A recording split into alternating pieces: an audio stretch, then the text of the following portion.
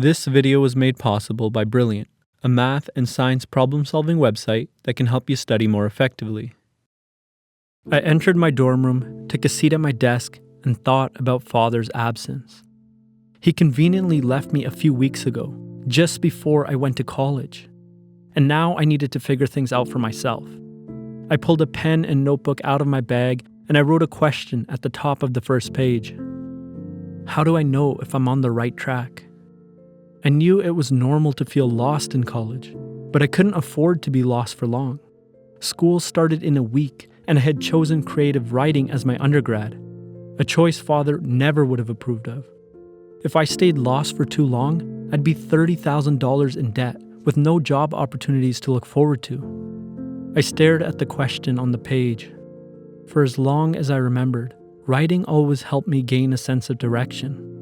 I started every essay with a question, because Father told me the answers I find are only as good as the questions I ask. If an answer is the treasure, a question is the tool you use to find it, he said to me. Use cheap tools and you'll find cheap treasures.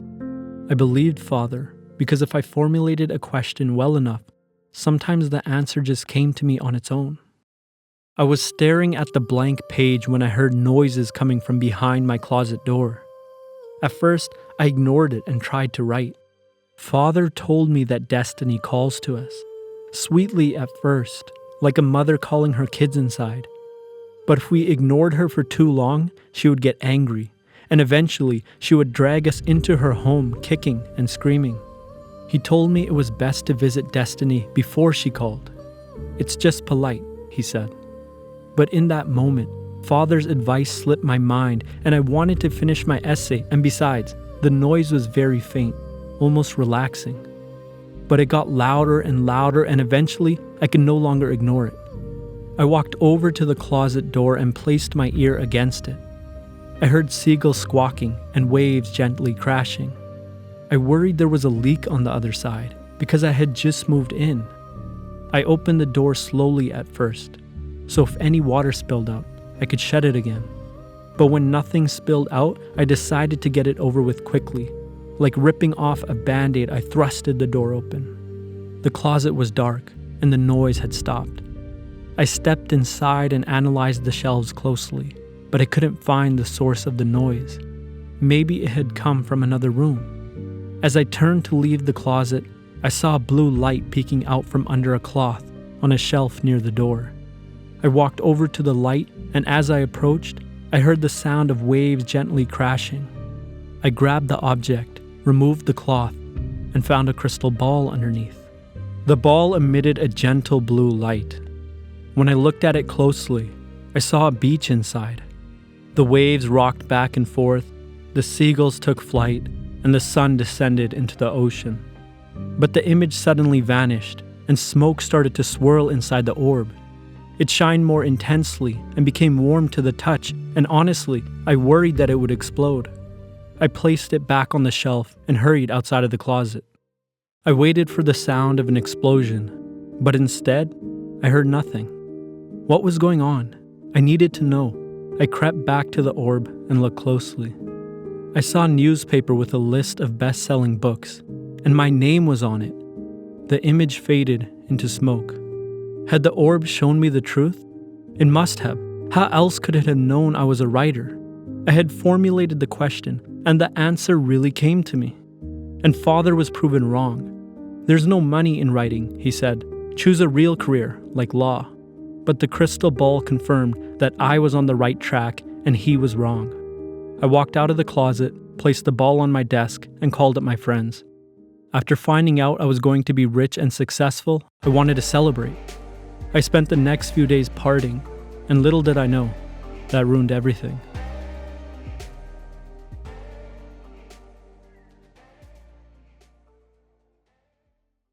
A few days later, after several long nights of drinking, I woke up and saw the ball glowing on my desk. I leapt out of bed, ran over to the orb, and held it close to my face, smiling from ear to ear. My heart raced as the smoke inside the ball swirled, and when the image finally appeared, I felt sick to the pit of my stomach. Instead of writing bestsellers, I saw myself on the streets, begging for change. I waited for the crystal ball to show me another image, but it went dark, and I knew it had nothing more to say. I put it back down on the desk. All the time I had spent partying must have changed my future. I had fallen off the right track. Father told me life was a game of sacrifices. You can sacrifice the future for the present, or you can sacrifice the present for the future, he said to me, but you have to pick one. Father was right. He was always right. My head hurt from all the drinking. I had sacrificed my future for a few good nights, but if I could do that, that meant I could do the opposite, sacrifice my present for a better future. I just needed self-discipline. So I walked over to my door and locked it. I took a seat at my desk, pulled out my phone, and saw a text from Samantha. She asked if I wanted to hang out today. I told her I was very busy for the next few days. I shut off my phone and placed it face down on the desk. I pulled a notebook and pen out of the desk and began writing. Hour after hour passed, and I wrote word after word after word. I refused to get up unless I had to use the bathroom. 16 hours passed, and I finally put the pen down. I had written 5,000 words in total. I walked over to my bed and collapsed. I felt lonely and exhausted. But Father told me that a good sacrifice is painful. It's like going to the gym, he said. A little bit of pain makes you stronger. But what about a lot of pain? I thought. I decided I was being a baby. If you run from pain, you'll never be everything you could be, Father said to me. He was right, and the crystal ball even agreed with him. When I woke up the next morning, I immediately started writing. After a few hours, my hand cramped, so I took a small break to play with the orb. I held it in my hands, analyzing it.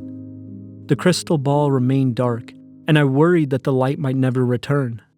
In moments of crisis, when I needed to remain disciplined, only one thing ever helped me: faith. Father always gave me faith. When I was younger, I wanted to play the piano just like him. I watched him play every evening, and he played so beautifully. He gave me faith in the result, faith that the piano was worth learning. He gave me faith in the goal, in the future. But he taught me how to play too. In the evenings, when he practiced, he called me over to play with him. He showed me the meanings of the different keys and taught me a few songs. He gave me faith in the process. He gave me faith in the habit. A goal is a destination, he said, and habits are the road. If you have faith in the destination and faith in the road that will get you there, you can drive forever, he said to me. I placed the orb back down on the desk and watched it. It had given me faith in the destination. I just needed it to validate that I was on the right road. I started writing again, and I didn't put the pen down until 1 a.m. By the end of the day, I had written 5,000 more words. When I woke up the next day, I saw the orb shining again. I threw the blanket off of me and ran towards it. I felt like I had seen water for the first time after days of dehydration. I picked up the crystal ball and watched the smoke swirl around inside. My heart raced faster and faster as the smoke cleared up. I saw myself at a bar, all alone, crying. Why was I crying? The image faded and another emerged.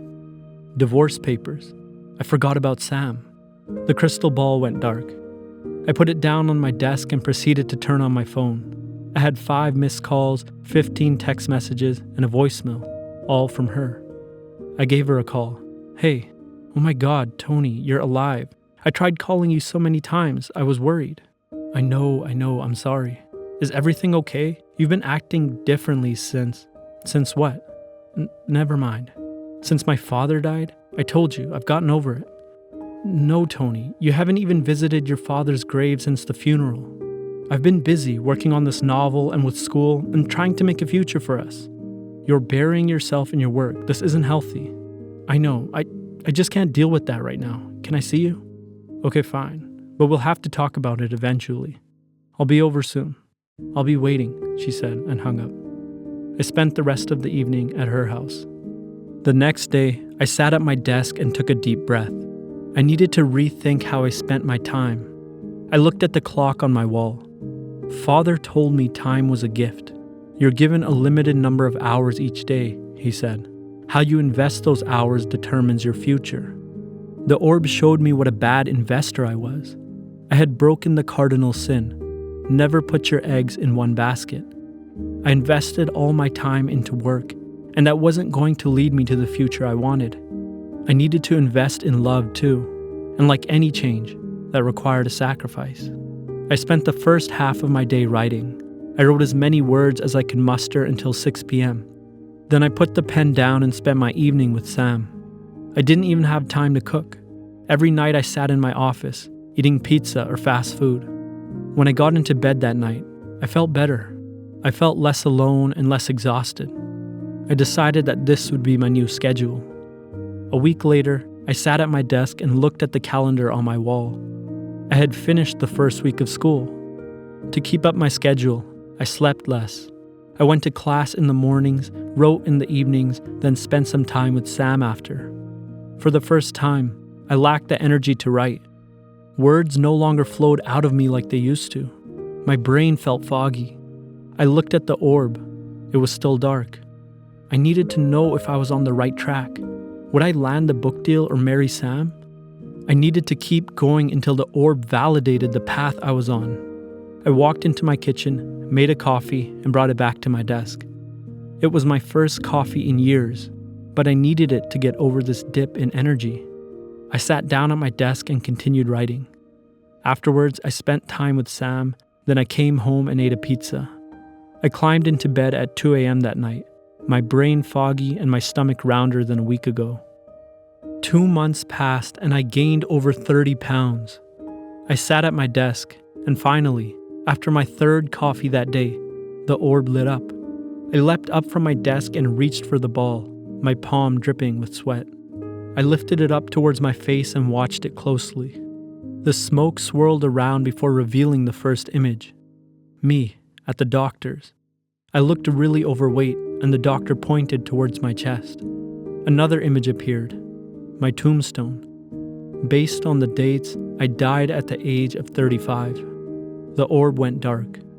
My heart sank and I put the orb down on my desk. What would be the point of doing all this hard work if I was going to pass away at such a young age? I realized discipline and love were not enough. I needed good health to achieve the future I wanted. I decided to stop working for the day and went to sleep. When I woke up the next day, I went straight to my desk. But this time, I stopped working after a few hours and went to the gym instead. After the gym, I came back to my dorm and continued writing for a few more hours. Then I prepared a healthy dinner and spent time with Sam. That was my new routine. And honestly, at the end of each day, I felt good. I felt the best I had in years. After a week of this routine, when I woke up one morning, I saw the crystal ball light up again. I got out of bed and ran over to it. Would the ball finally show me what I wanted to see? I reached for it, my palms dripping with sweat. I picked it up and watched it closely, pacing around the room. The smoke swirled around inside. I brought my head closer as the smoke started to clear, and just as an image began to emerge, I stubbed my toe against the desk and dropped the crystal ball onto the floor. It shattered into 1,000 pieces. I spent days trying to piece the crystal ball back together, but nothing worked. A few weeks later, I stood at my father's grave with Sam. I told her everything, how I found the crystal ball, how it showed me success, the divorce, my death, and how it affected my decisions. I told her how it gave me faith, certainty, and how I felt lost without it. I expected her to think I was crazy, but she put her arm around me and said, "I get it. I had a crystal ball too." I looked at her confused. "You did?" "Yeah, Lucy." Lucy was her older sister. She passed away from leukemia a few years ago. "Oh, I'm sorry." "Don't be. I felt lost when she went away too." "How did you manage?" "Well, when you spent all day working, you felt terrible, right? You said you felt lonely and exhausted." "Yeah." "And then you saw the divorce, right?" "Right." "And when you started eating unhealthy and drinking coffee, you said you felt tired and foggy, right?" "Right." "And then you saw your death?" "Yeah." "Well, why do you need that crystal ball? Your own body told you that you were off the right track before the ball did." "I guess." "So why don't you keep following your feelings? Listen to your body and take it one day at a time." That's what I do. I try to make each day complete in itself. How do you do that? It's like an art. I add and subtract habits from my day, and I try to make it something I can be happy with. I try designing a day that I'd be happy living over again. I don't know exactly where it will take me, but I think it will take me where I'm meant to go. And sure, sometimes I have bad days, or what worked for me before doesn't work anymore. But that's life. I just try and come back to designing the day. I ask myself, am I happy with the structure of my day right now? Can I keep repeating this? I gave Sam a hug. I think I'll try that.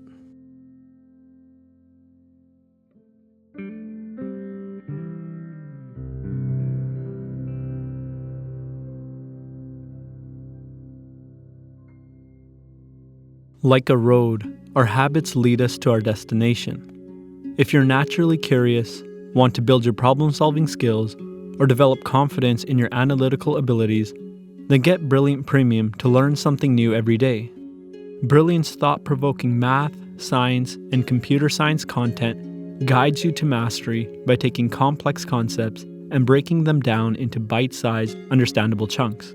Go to brilliant.org/freedomandthought or click the link in the description below and you can sign up for free. As a bonus for those who are ready to push themselves further, the first 200 people will be hooked up with 20% off the annual subscription. As always, thanks for watching, and I'll see you next time.